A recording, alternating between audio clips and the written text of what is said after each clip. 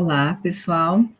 Eu sou professora Lúcia, né? Sou do departamento aqui de Teoria e Prática da Educação da Universidade Estadual de Maringá, e nós vamos iniciar hoje, então, a disciplina de altas habilidades, né?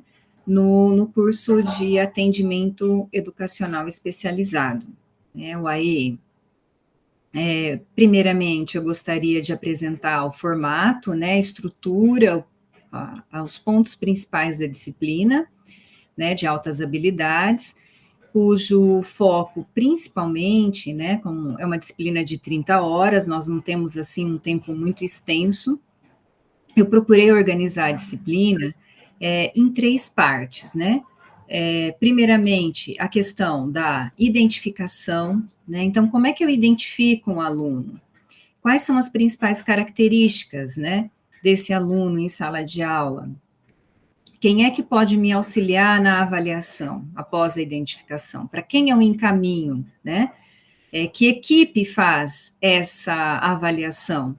Qual é a minha função enquanto professora, né, de sala de aula, seja lá na educação básica, seja lá na educação especial, em relação ao atendimento especializado desse aluno, né? Então, esse é um primeiro ponto. Junto a isso, né, como uma leitura complementar, eu também trago algumas bases legais, né? É importante que a gente compreenda qual é a evolução, né, desse aluno, desse alunado, em relação à educação. Então, quais foram as principais conquistas legais, né, em relação às políticas públicas conquistadas pela sociedade, digamos assim, né? Porque a gente não fala só em comunidade interna escolar, a gente tem que falar em comunidade externa também, né? Então, quais foram as principais conquistas, né, as lutas travadas, e foram muitas, né? Estão sendo ainda em relação ao aluno com altas habilidades, que até pouco tempo atrás era um aluno praticamente esquecido, né, na escola. Então, esse é um primeiro ponto. Depois, nós vamos dar continuidade falando um pouquinho das estratégias metodológicas. Então, primeiro, identifiquei, né? Esse aluno foi para avaliação, realmente ele é um aluno, a gente vai falar muito disso, né? Um aluno com indício, com sinal, com espectro, né? Espectro significa isso, significa indício, indicativo de altas habilidades. Aí ele começa a frequentar um recurso especializado, como uma sala de recursos. E aí, o que o professor da sala de recursos vai fazer? Qual é a função desse professor? Como é que ele organiza o planejamento para esse aluno, né? Quais são as estratégias metodológicas? E o professor da educação comum, né? O que é que ele pode estar fazendo para que esse aluno consiga se inteirar, consiga fazer parte, consiga se sentir incluído nesse processo educacional, né? Esse seria um segundo ponto. E um terceiro e último ponto, eu vou trabalhar com vocês o planejamento em si, né? Que é o PEI, ou seja, o planejamento individual desse aluno. Como é que a gente faz? A partir do estudo de caso, a partir das características do aluno, como é que eu traço estratégias? E aí, ao longo dessas conversas, é claro, a gente vai estar falando sobre quais as teorias que subsidiam o nosso planejamento também, tá bom? Por fim, a gente vai ter uma webconferência, né? A gente vai poder conversar via Meet, e eu também me coloco à disposição, né? Para o que vocês precisarem, as dúvidas, podem enviar via fórum, porque nós vamos estar conversando, né? Durante esse período da disciplina, certo? Então, eu vou iniciar projetando para, né? Para conversa, para iniciar a nossa aula, uns slides sobre a questão da definição e dos conceitos, né, dos principais conceitos que envolvem a educação especial voltada para, mais especificamente, altas habilidades, né. Então, a gente tem aqui, né, num primeiro momento, então, a disciplina e como identificar, né? Trago aqui uma tirinha da Mafalda, né, feita pelo Quino, onde ela primeiro, né, tá ali com uma fita, com barbante, mede a sua cabeça, tira esse barbante, olha, né, visualiza, e no final diz assim: será que aqui cabe tudo o que vão me meter na cabeça, né? Então, é bem isso, né? O aluno com altas habilidades, o primeiro indicativo é aquele aluno que pergunta, né? Que se inquieta com as questões. É aquele aluno que incomoda o professor muitas vezes, né? Ele não concorda com tudo o que é imposto e muitas vezes até com as regras da própria escola. Então, ele é chamado pelos colegas, em algumas situações, daquele aluno chato. Por quê? Porque o professor começa a falar, ele já levanta a mão, né? Mas quando ele levanta a mão, ele traz contribuições.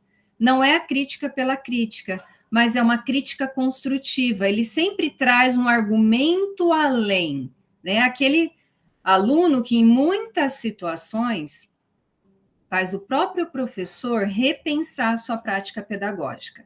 Né? Às vezes o professor não fala na hora da aula, mas quando sai ele fica inquieto, se perguntando: puxa, realmente, ele tinha razão nessa questão, eu vou rever os meus conceitos. Né? Então, é o aluno que incomoda, mas é um incomodar diferente daquele aluno que só incomoda por incomodar. Tá? Então, essa é uma primeira questão. Certo? Agora eu vou trazer para vocês um vídeo bem curto, né, onde fala sobre a questão dos mitos, né? Por quê? Porque existem diferentes mitos em relação às altas habilidades, né? Existem muitos mitos. E quais são eles, né? Então, vou projetar aqui rapidinho para vocês.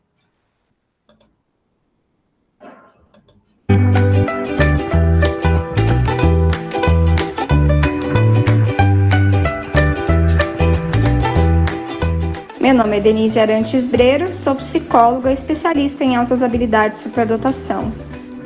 O mito número 1 é o de que todos os superdotados são bons em tudo. Esse é um dos mitos que mais impede o reconhecimento dos estudantes superdotados em sala de aula, uma vez que muita gente pensa que para ser superdotado é preciso ser bom em tudo, altamente criativo e com excelente desempenho em todas as disciplinas do currículo, tais como a matemática, a química, a física, a geografia e a história. É preciso considerar que o estudante com altas habilidades de superdotação não necessariamente vai ser bom em todas as disciplinas. Ele pode ser muito bom em algumas áreas e em outras áreas ter um conhecimento ou um desempenho mediano. Sendo bom em uma das áreas já é o suficiente para considerá-lo como superdotado. Precisamos nos lembrar ainda que existem vários perfis de altas habilidades de superdotação e que não consideram só os aspectos intelectuais e acadêmicos. Podemos ter superdotados na área da dança, da música, dos esportes.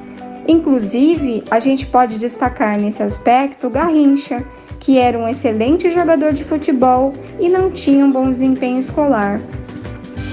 Outra área que precisa ser considerada é a psicomotricidade, e neste campo podemos ter excelentes cirurgiões, dentistas, mecânicos e outros profissionais que fazem uso da coordenação motora para desempenhar a sua profissão. Para saber mais sobre altas habilidades de superdotação, siga a nossa página incluiconsultoria.com.br e as nossas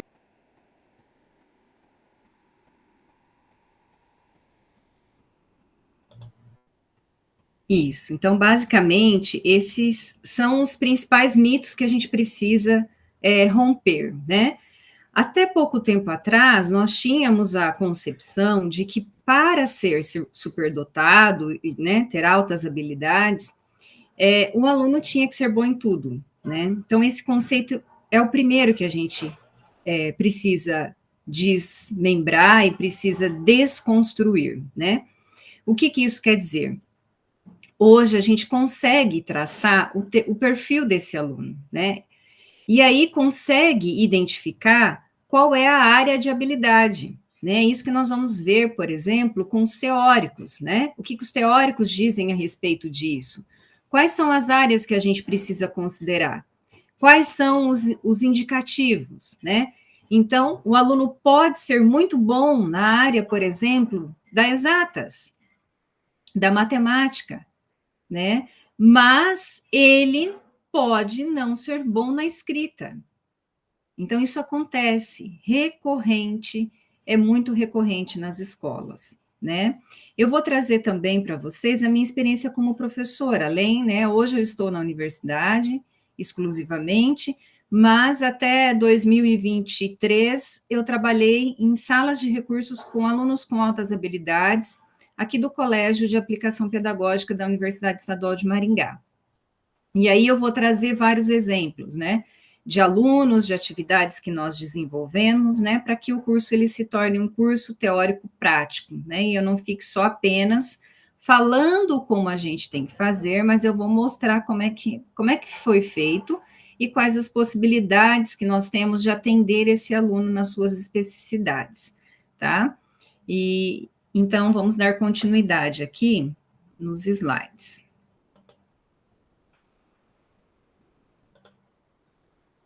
Só um minutinho.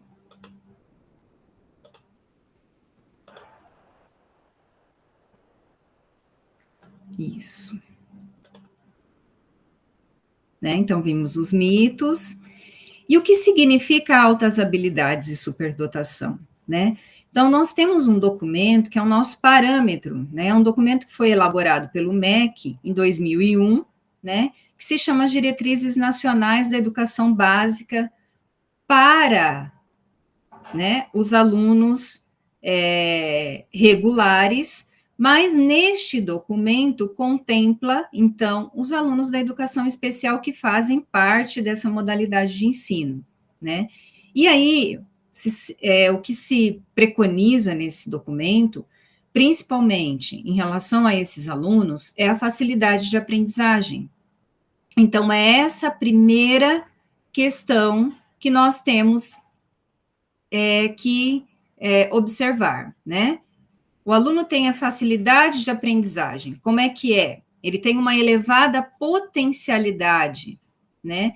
Essa potencialidade, ela pode ser isolada, como a gente acabou de conversar, ou seja, numa área específica, na área de exatas, na área de linguagens, na área de artes, na área dos esportes, ou ela pode ser combinada, né? Nós temos casos de alunos que têm altas habilidades em várias áreas, e não em uma área em específico, né? Então, aqui a gente tem um exemplo, né, de um aluno que se chama Alberto Pereira, de 13 anos, que ele tem altas habilidades na área de linguagens. Então, olha como ele escreve. Vou correr para as colinas. Caminhando, ultrapasso as últimas fronteiras supostamente civilizadas, em busca de alguém livre desse controle maligno.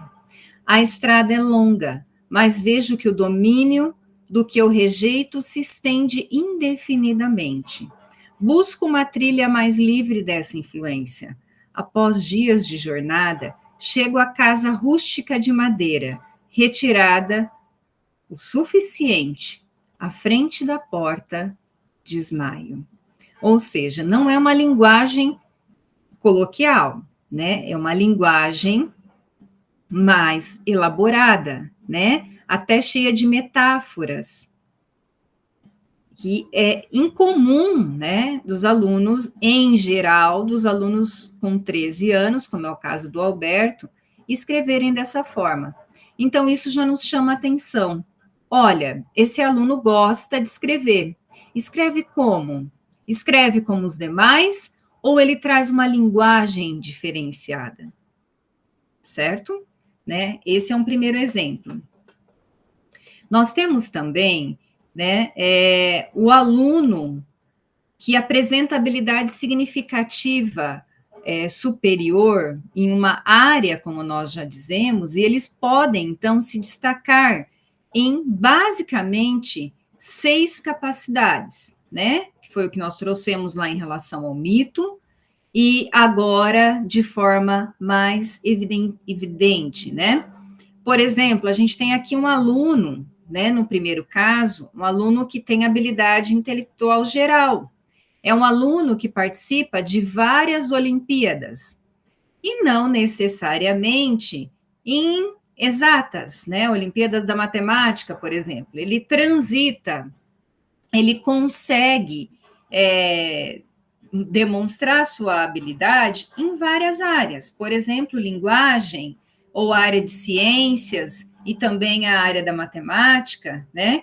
É uma habilidade combinada nesse caso, né? É uma habilidade intelectual que a gente chama de geral. No segundo caso, tem a habilidade acadêmica específica.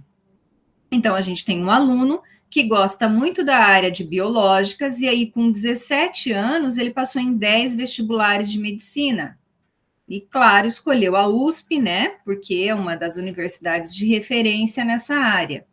Então, a gente vê, olha, o aluno tem 17 anos, né? É difícil, aos 17 anos, encontrarmos alunos que passam num vestibular de medicina. E, nesse caso, ele não passou em um, ele passou em 10 vestibulares. Então, a área acadêmica dele é específica para a área de ciências, né? Ciências biológicas, a área da saúde, enfim, ele já sabe exatamente o que ele quer e onde ele quer.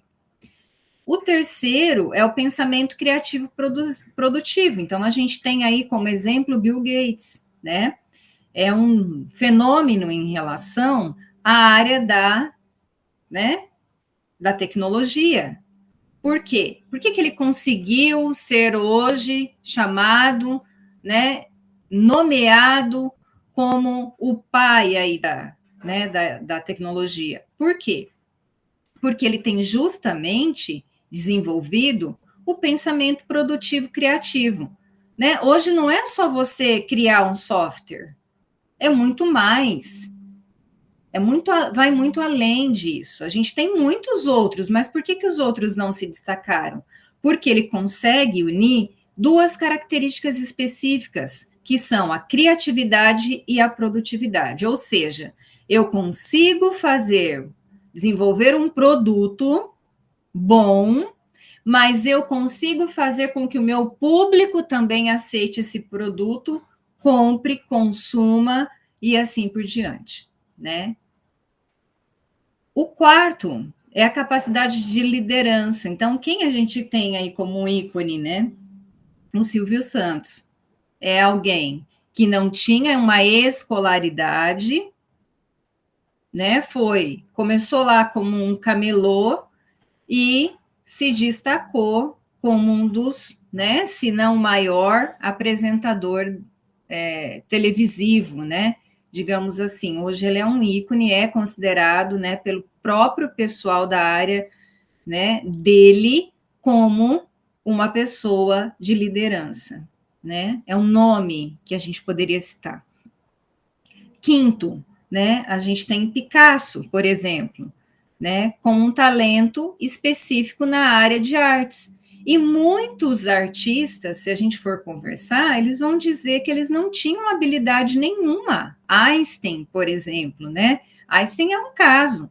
Ele tinha diferentes outros tipos de problema, que a gente vai chamar de comorbidades, né? O que são essas comorbidades? Às vezes o aluno tem altas habilidades, mas junto com altas habilidades, ele pode ter até um outro tipo de transtorno, como um TDAH, como um autismo, né? Ele pode ser um aluno TEA e ele pode ter altas habilidades, né? Isso é muito, muito comum acontecer na escola, né?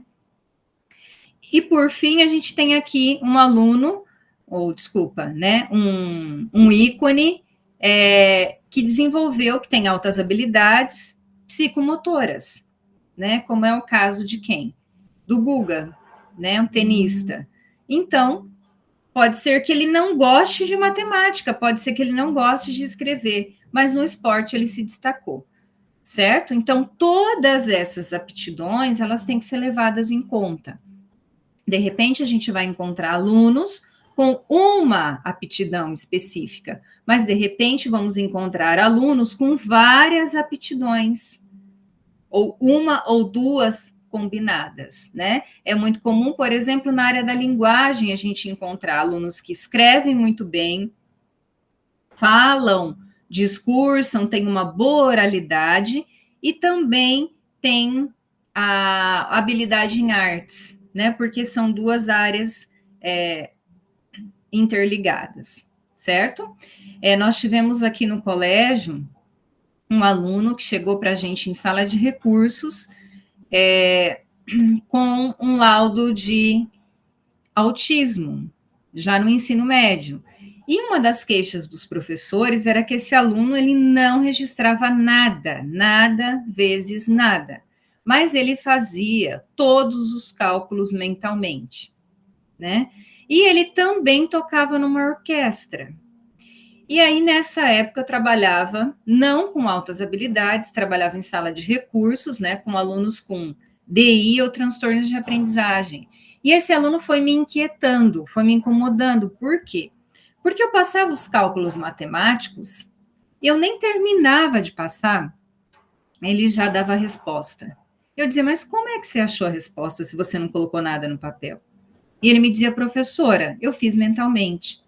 Né? E aí, depois eu conversando com as professoras, eu disse, gente, ele está na turma errada, ele não tem que estar na sala de recursos, ou até ele poderia estar também, mas ele é um aluno em potencial para que ele fosse desenvolvido essas habilidades. Ele era um aluno com altas habilidades, que passou toda a escolaridade sem ser descoberto.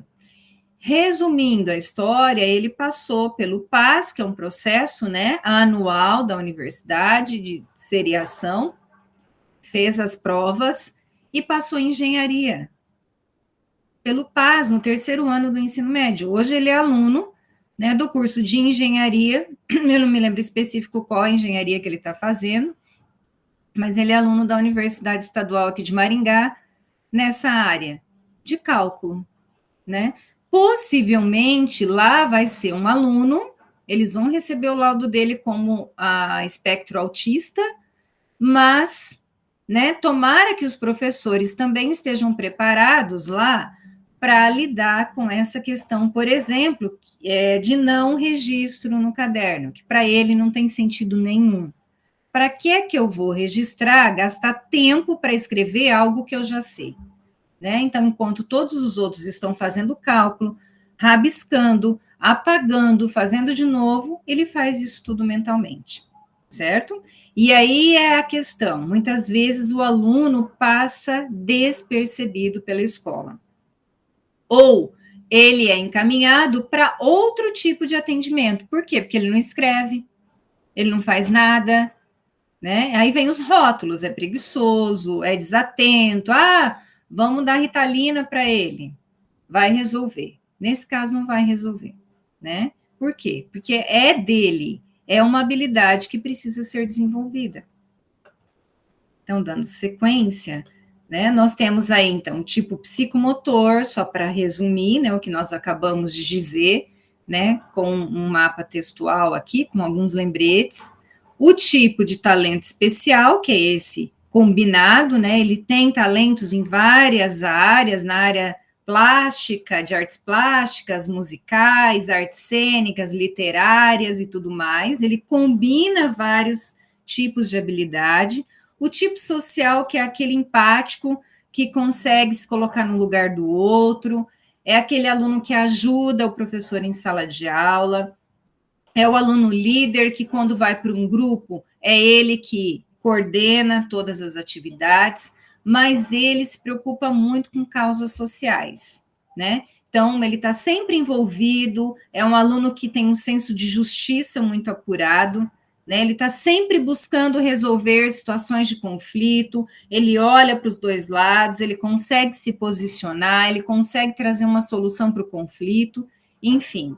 é o aluno que está sempre transitando na sala, e muitas vezes ele também é rotulado como aluno desatento, que tem TDAH, porque não para, porque é inquieto, porque incomoda o professor, né? Temos o tipo acadêmico, nós também já falamos, que é aquele mais voltado aos conteúdos científicos, né? Então, é aquele aluno muito bom na área de exatas, ou muito bom na área de linguagens, ou na área de ciências, e temos o tipo criativo, né? Que também é aquele aluno que tem aquela criatividade, como nós vimos no caso do Bill Gates, né?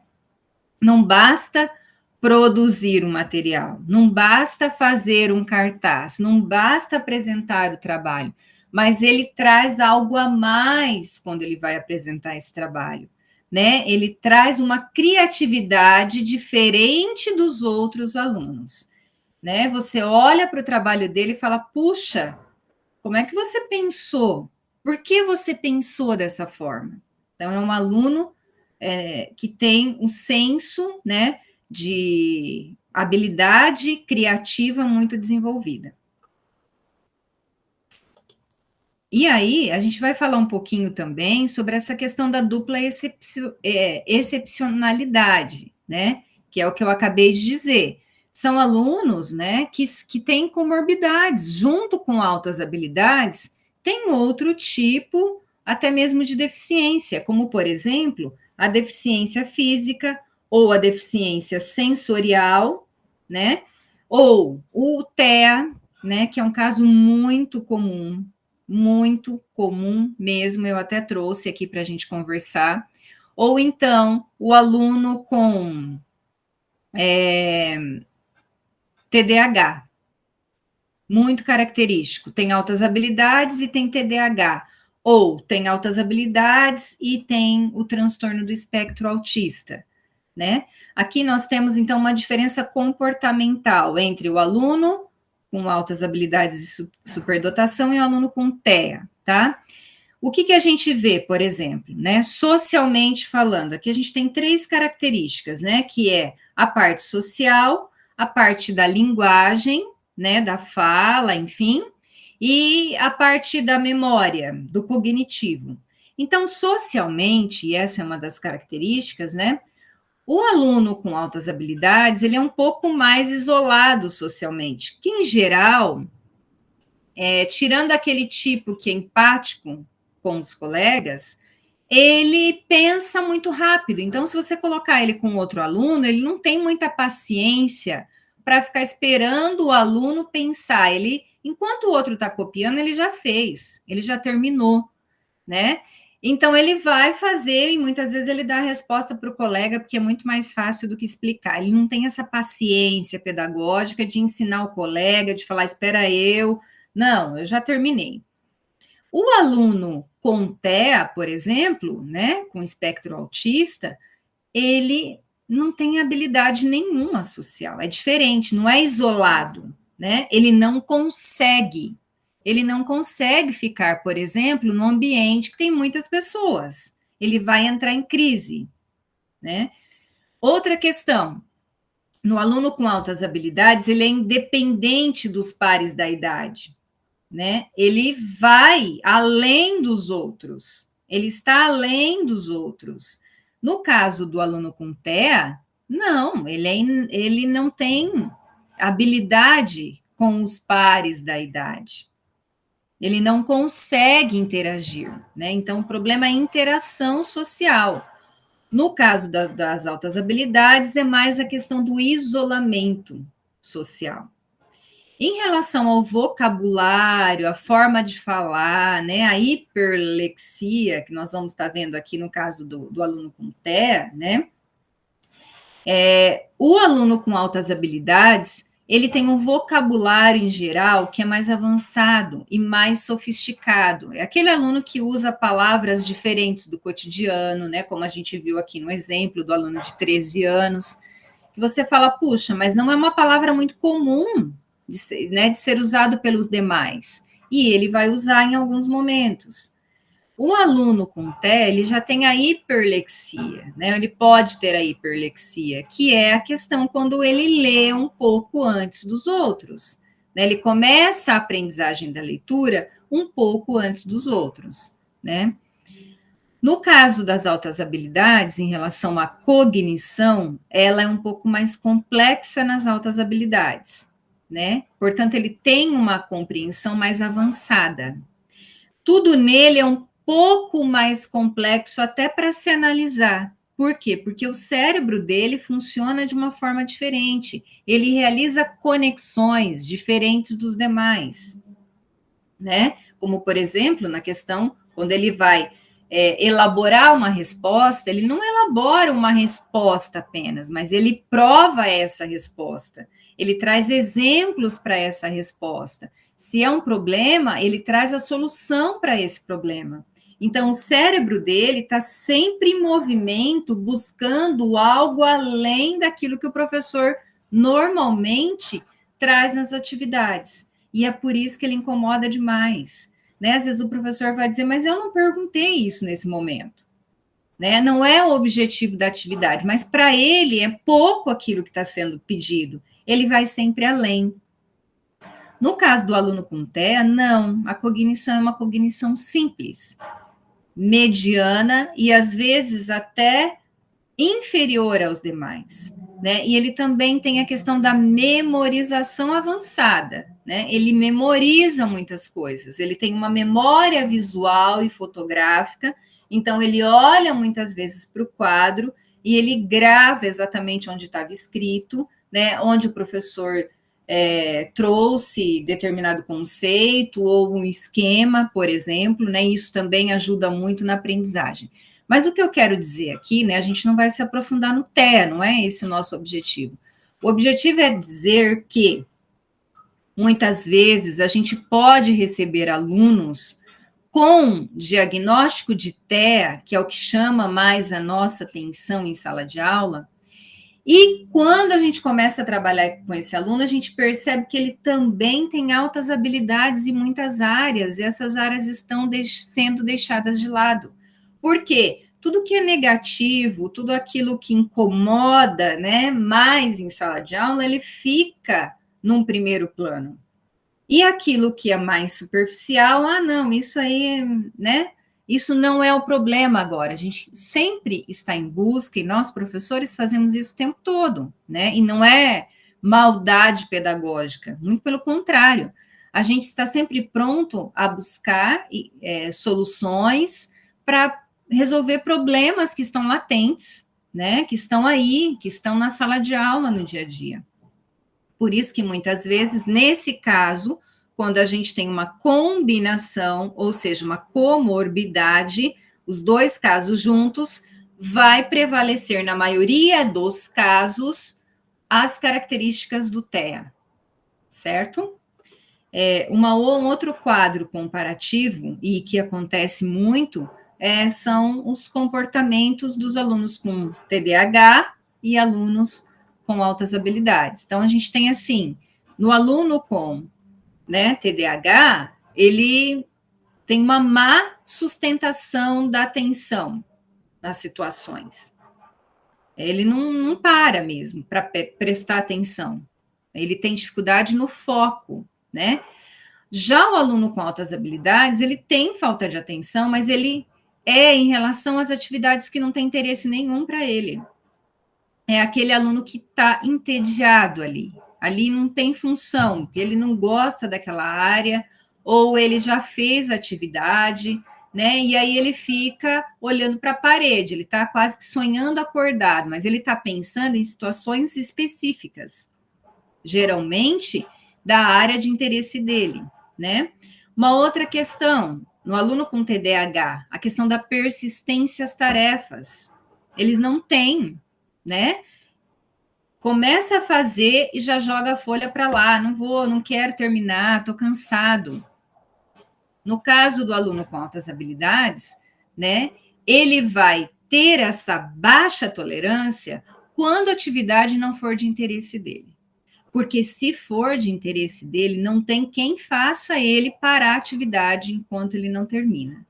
Pode estar o grupo todo em volta dele dizendo, a gente precisa entregar o trabalho, ou acabou o tempo, né? Nosso grupo não pode. Não, ele vai esquecer essa questão do tempo. Enquanto ele não resolver aquela situação, ele não para a atividade. Agora, se ele não tiver interesse nenhum pela atividade, ele não vai fazer realmente nada, né? Uma outra questão é a impulsividade. O aluno com TDAH, ele é extremamente impulsivo, né? Mas ele tem essa capacidade lenta de adiar a gratificação. O professor diz: olha, se todo mundo se comportar, terminou a tarefa, vai sair mais cedo, alguns minutos, enfim. Para ele, isso não muda nada. Ele vai continuar ali naquela situação sem fazer nada. Agora, um aluno, quando você, né, dá um estímulo para ele, olha, terminou a tarefa, já pode ir lá para a fila do lanche, ele vai se virar em 30, mas ele vai fazer essa tarefa para conseguir essa gratificação, né? Outra questão, no TDAH, a aceitação dos comandos, né? Ela é prejudicada ou ela inibe o comportamento em contextos sociais, né? Ele aceita, mas não concorda. Ele até aceita, fica por um tempo quieto e depois volta a andar, né? A gente vê isso muito em crianças menores. No caso da altas habilidades e superdotação, né, existe uma intensidade dessa questão, né, do contexto social, e ele vai lutar por aquilo, e ele vai estar presente ali, ele vai participar daquele evento, enfim, né? Então tem essa diferença. Outra questão, no TDAH, ele é mais inquieto, né? Ele é mais ativo que as crianças normais. No aluno com altas habilidades, ele tem um nível de atividade, né? E aí ele pode precisar, às vezes, de menos sono, diferente do aluno com TDAH, que em geral é mais sonolento em alguns momentos, né? Ou fica sempre agitado o tempo todo, né? Então, o aluno com altas habilidades, ele dorme menos. Por quê? Porque o cérebro dele trabalha mais e precisa de mais tempo acordado, digamos assim. Outra questão importante, né, em relação ao comportamento. No TDAH, ele tem muita dificuldade para aceitar regra, né? E regulamentos, ele não aceita, ele não cumpre, na verdade, muitas vezes, né? O professor falou, agora não vai levantar, quando você vê, ele já está em pé. O aluno com altas habilidades, ele pode, muitas vezes, não aceitar as regras, mas ele pergunta o porquê. Né? Ele questiona, mas por que eu não posso? Diferente do aluno com TDAH, ele não pergunta, ele simplesmente não cumpre. O com altas habilidades, ele vai questionar o professor, né? Ele vai incomodar esse professor. Ele vai dizer, mas olha, essa regra é injusta, né? Por que você está usando o mesmo critério para todo mundo, se nem todo mundo ou não fez a tarefa, por exemplo, né? E você está usando a mesma regra para todo mundo. Então, ele vai desequilibrar o professor, ele vai trazer algo além para questionar aquela regra socialmente imposta, digamos assim, em sala de aula, né? Então, acho que ficou bem claro essa questão, né, da comorbidade. A gente não vai encontrar muitas vezes o aluno só autohabilidoso, a gente vai encontrar aluno autohabilidoso que também tem outros transtornos, ok? Então, esse material também vai ficar disponível depois para vocês, e vocês podem revisitar, podem retomar, né? Ele está na apostila, no texto, nos textos complementares que eu vou estar passando para vocês, tá? E aí, quem é que subsidia, teoricamente, tudo isso que eu estou falando para vocês? A gente tem vários autores, a gente tem várias teorias, né? As duas teorias principais da área de altas habilidades são, primeiro, né, do enriquecimento, do modelo de enriquecimento, né, que foi elaborada pelo Renzulli, e a gente tem a teoria das inteligências múltiplas, que foi elaborada por Gardner, né? Nas teorias do MEC, e a teoria que é mais utilizada nas salas de recursos, né? Inclusive a teoria que eu utilizei até pouco tempo, é a teoria do Renzulli, né, dos 3 anéis e do enriquecimento. Já a teoria do Gardner, ela vem como, né, também complementar. Mas, em geral, nos materiais do MEC, por exemplo, nas cartilhas, em todas as instruções, a gente vai ver mais a teoria do Renzulli, por isso que eu vou dar mais ênfase nessa teoria, tá ok? Então, vamos lá. A teoria do Renzulli, né, do modelo triádico de superdotação, basicamente é um entrelaçamento de 3 características, que são, primeiro, o envolvimento da tarefa, segundo, a criatividade e terceiro, a habilidade acima da média, né? E por que a gente tem esse tripé, esse triângulo, né, virado, essa pirâmide virada de ponta cabeça? Porque o aluno, ele não é um sujeito isolado do mundo, né? Ele é social. Se ele é social, ele tem uma rede de apoio, digamos assim, ou não, né? Muitas vezes, mas sem essa tríade que é escola, família e pares, ou seja, sujeitos envolvidos, alunos, colegas, a gente não consegue traçar o diagnóstico desse aluno, a gente não consegue fazer a avaliação dele. Então, a gente tem que conversar com a escola, a gente, enquanto professor, eu digo, da sala de recursos ou de algum atendimento educacional especializado em altas habilidades. O aluno foi indicado, mas foi indicado por quem? Foi indicado pela escola, por exemplo? Foi indicado pela família? Foi indicado pelos amigos? Os amigos começaram a perceber que ele tem esse caráter de liderança, de resolução de problemas, enfim, né? Então, essa tríade, ela faz parte da identificação.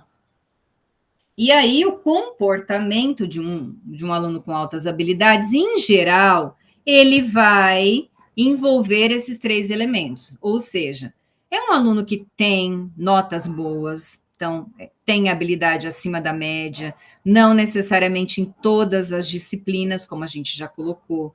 É um aluno que se envolve com a tarefa, mas se envolve com aquilo que tem interesse para ele, né? Realmente, de fato. E é um aluno que tem criatividade, né? Então, você lança uma situação, um problema, ele já resolve, ele já traz as consequências, ele traz os 2 lados, ou ele traz a arte, por exemplo, né? Para poder ilustrar aquilo que ele está pensando. Enfim, cada aluno vai desenvolver de uma forma. Mas o que a gente também tem que deixar claro é que ele não precisa ter obrigatoriamente esses 3 elementos característicos. Ele pode ser extremamente envolvido com a tarefa, extremamente criativo, mas não apresentar notas boas, digamos assim, para a escola em todas as disciplinas, né? Só por isso ele não vai poder ser considerado como aluno com altas habilidades? Não, ele pode sim, tá? Então, a teoria agora do Gardner, né, como eu disse, deixei bem claro, a gente não tem muito tempo na disciplina, e aí eu procurei, né, fazer algo que fosse mais relacionado às teorias que a gente usa mais, que o Ministério da Educação preconiza, enfim, tá? A gente tem a teoria, então, das múltiplas inteligências, que foi criado pelo Gardner, né, que é um psicólogo, né, americano da Universidade de Harvard, e que, enfim, ele pensa em vários elementos, né, que são os tipos de inteligência. Então, ele vai dizer, de forma geral, que o aluno com altas habilidades, ele tem inteligências desenvolvidas em várias áreas, né?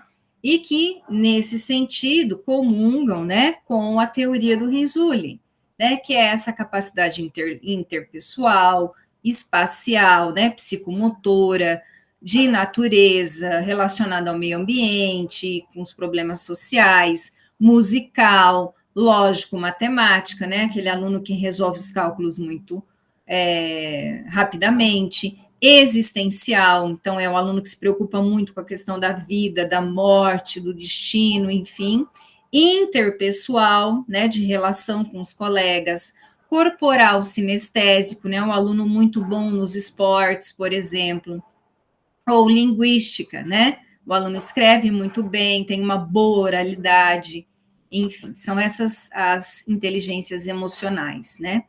E aí, aqui por fim, eu quero trazer para vocês os aspectos afetivos e socioemocionais das altas habilidades, né? Que também é extremamente importante. Então, não basta a gente analisar só a questão intelectual, a gente tem que analisar e trabalhar com as questões afetivas e socioemocionais, né? Que muitos alunos têm muita dificuldade, né? Por quê? Porque eles se acham diferentes dos outros. E é por isso que eles estão no grupo de alunos com educação especial.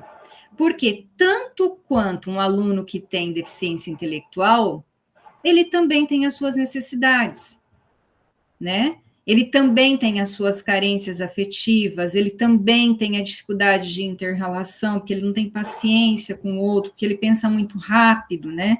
Então, em geral, eles podem ter, por exemplo, uma das características que é o perfeccionismo. E aí a gente tem o perfeccionismo saudável, né, que é aquele bom. O que é perfeccionismo saudável e bom? É aquele que, olha, não fiz exatamente da forma como eu queria, mas na próxima vez eu vou tentar fazer melhor. Isso é saudável, né? Isso faz parte da nossa vida. A gente se questiona o tempo todo, né? A minha aula não foi aquilo que eu esperava, mas da próxima vez eu vou melhorar nesse aspecto, em outro. Isso é saudável. Agora, o perfeccionismo disfuncional é aquele que a todo custo tem que sair daquele jeito. Então, às vezes, é o aluno que vai passar a aula toda tentando resolver uma situação que muitas vezes já chegou na resposta e não tem outra alternativa. Mas ele fica ali buscando aquele perfeccionismo, aquela forma de fazer atividade, ou é um desenho, ou é a produção de texto, e não consegue, por exemplo, fazer outras atividades, não consegue se desprender daquela atividade em si. Então, esse seria um perfeccionismo disfuncional, quer dizer, está fazendo um mal para ele, né? Uma outra questão é a característica de perceptividade. Em geral, eles têm uma percepção muito desenvolvida, né? Que é aquele aluno que consegue perceber detalhes que os outros não percebem, né? Ele consegue ir além da leitura que a gente faz normalmente das coisas. Uma outra característica, ou pode ser de introversão, um aluno muito retraído, muito quieto, que quase não fala nada, mas que pensa além de todo mundo, né? Ou o aluno extrovertido também, né? Que fala o tempo todo. E aí é muito comum, a gente vai mesmo encontrar, né? Ah, mas sempre o autohabilidoso é aquele que fala na sala o tempo todo? Nem sempre. Que questiona, que instiga, que, né, perturba o professor, digamos assim, nem sempre, às vezes é o mais quietinho da sala. Ninguém nem sabe se ele estava ou não estava na aula, de tão quieto que ele é. Ninguém nunca ouviu a voz dele. Mas quando ele escreve um texto, né, você fala, foi você mesmo que escreveu? Né? O professor se questiona, por quê? Porque vai muito além, né? Outra questão, eles têm, em geral, um senso de destino, né? Eles pensam muito sobre a vida, eles pensam muito eles querem saber sobre a questão de vida, de morte, enfim, né? Eles estão numa outra dimensão, pensando. O locus de controle interno e externo, né? Então, isso quer dizer o quê? A capacidade que eles têm de se controlar internamente ou externamente com os demais, né? Em geral, são alunos que conseguem esse autocontrole, né? Esse controle interno, né? Interno ele, com as atividades, ele com as suas angústias, né, e externo com os demais. Uma outra característica, e que eu já falei muito, é, então, o pensamento divergente, né? Ele não concorda. Ele não concorda, ele traz questões e ele questiona o professor, ele incomoda, é aquele aluno que, né, que você fala, ah, meu Deus, mas hoje, mas justo hoje, você vem me perguntar isso, né? E é justamente, ele pega os pontos fracos do professor, e aí, a partir disso, ele vai criando hipóteses e vai realmente ser aquele aluno que incomoda, tá? Então, de forma geral, gente, né, nós já estamos no nosso tempo até um pouco avançado, o objetivo da aula, né, foi justamente trazer a questão da identificação desse aluno, né? Como é que eu identifico? Quais são as principais características? E aí, numa próxima aula, a gente vai ver para onde a gente encaminha, como é que essa avaliação é feita e quais as estratégias pedagógicas e metodológicas que a gente pode, então, estar utilizando com esse aluno, ok? Então, nós nos vemos no próximo vídeo e na próxima aula, dando sequência a essa discussão. Obrigada.